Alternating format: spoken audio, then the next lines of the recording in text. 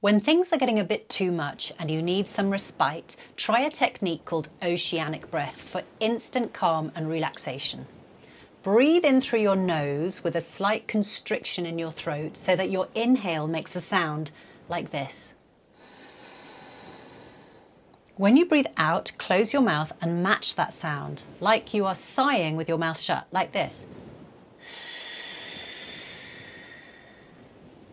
You're sort of making the sound of the ocean going in and out with your breath.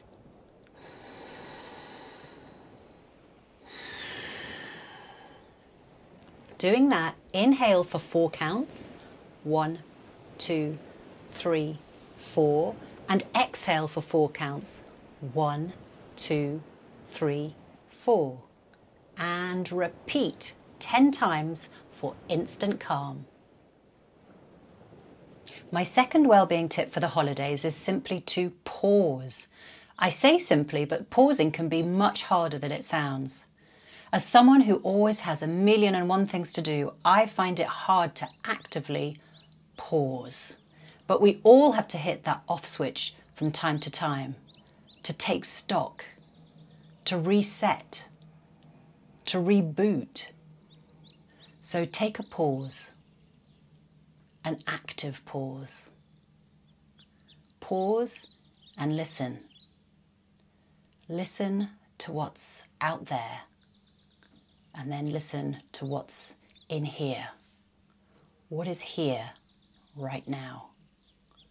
Join me tomorrow for my third holiday wellbeing tip.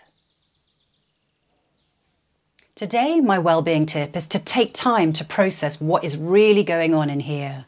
Often we get so task focused that we plough on with our day, giving little thought or attention to what's really going on. And if feelings pop up, we can ignore them because we think we just don't have time. But ignoring them doesn't make them go away, and that feeling remains. So stop, pause, and take time to process what is really going on. Imagine your thoughts and feelings are like a ball of threads all rolled up. Take time to unravel and separate them. Understand and acknowledge each one. Honour yourself by being aware of what you're feeling and why. Process. My holiday wellbeing tip today is to hydrate. Holiday times are when we traditionally have a lot of treats. Sugar, chocolate, cake, mince pies in the UK, salt, crisps, peanuts, cheese, not to mention copious amounts of alcohol for those who like the odd tipple or 3. The human body is about 60% water, and it's said that losing just 2% of your body's water content can impair your physical performance, affect your energy levels, lower your mood, and stop you feeling top tip. So today is a very simple tip. Get your H2O, whether it is still, sparkling or good old tap water, chin chin, santé and bottoms up.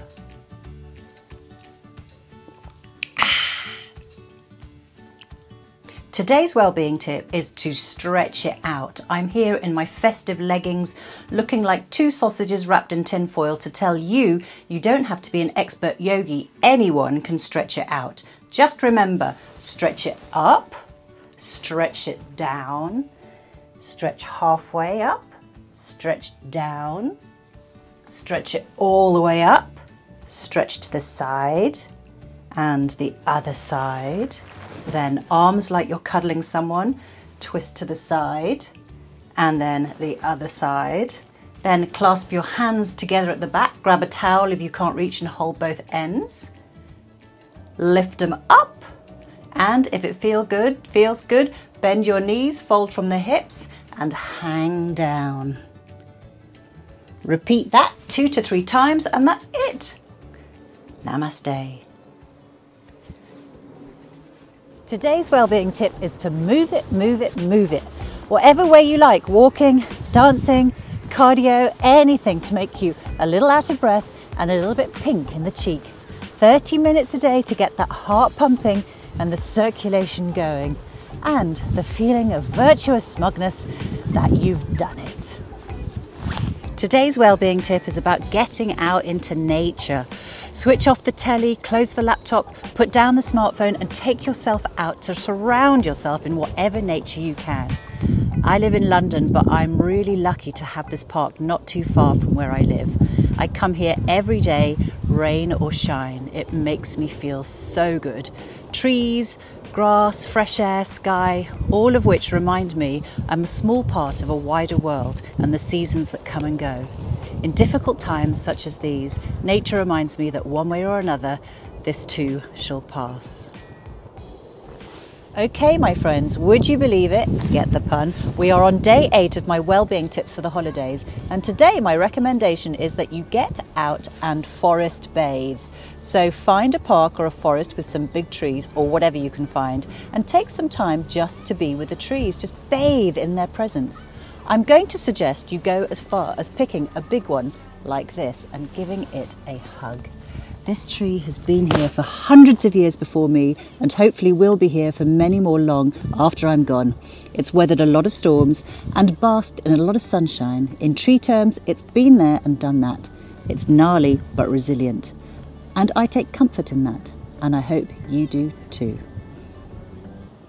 Today's wellbeing tip is to remember the old saying, a problem shared is a problem halved. These days, many of us have so many things on our minds. Worries about health, finances, work, and what the future may bring. Sometimes there are no easy answers. It can be tempting to bottle it all up or not want to talk about it at all. But don't suffer in silence. A problem shared is a problem halved. Get it off your chest, talk it out. Even if sharing a problem doesn't make it go away, just getting it out in the open can be a massive step in the right direction. Today's wellbeing tip is to look for the silver lining. The saying is, every cloud has a silver lining, and my goodness, there have been a lot of clouds recently.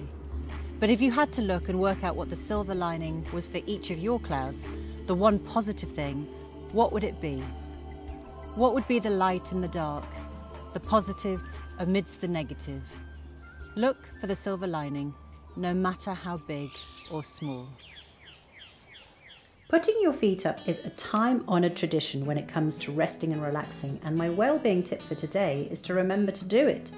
Why? Well, it can be hugely beneficial in helping your body recoup and recover, relieving pressure on your lower body, improving circulation and encouraging lymphatic drainage from the legs.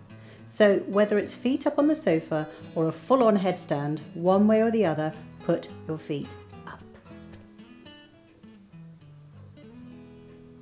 This is the last of my 12 wellbeing tips for the holidays, and it's the most important of all. Be kind, not just to others, but to yourself as well. And often this is the hardest thing of all, because if you're used to being self-critical, it may be a default setting by now. Berating yourself for not being perfect may just be the norm for you, but it's not right. So next time you're beating yourself up, just stop and notice what you're doing. And reframe that thought into a kind one to yourself. Be kind, and be kind to you.